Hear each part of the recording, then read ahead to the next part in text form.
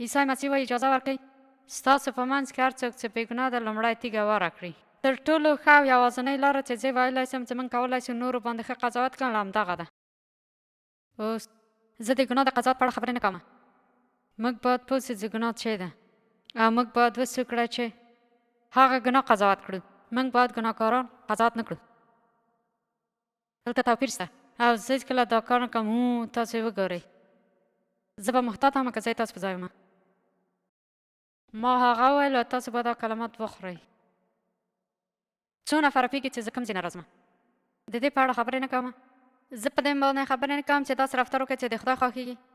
په ګناه باندې سترګې پټول او په غلطو کارو کتنه کول زه په دې باندې نه غږېږم.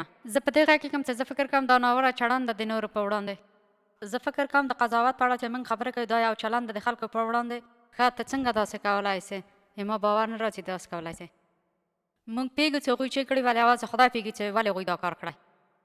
او زه کولی سم ووایم داسې خلک دي چې ډېر ځورېدلي دي چې موږ نه پوهېږو هغوی ولې داسې کارونه کوي. او اکثره خلک داسې مضر او بد خلک نه دي چې ناوړه کارونه وکړي. د هغوی په ژوند کې داسې یو شی تېر شوی چې تر اوسه هم ځوروي او یا تر اوسه هم دا اوس هم یو شی شته چې هغوی ځوروي. د هغوی په ژوند کې یو نیمګړتیا شته او هغوی یو غلط کار کوي چې هغه کمبودي جبران کړي، چې هغه تشه او هغه خلا د خپل ژوند کې ډکه کړي. او هغوی غلط شی خوښوي چې دا خلا ډکه کړي. او زه د خدای د فضل لپاره هلته ځم.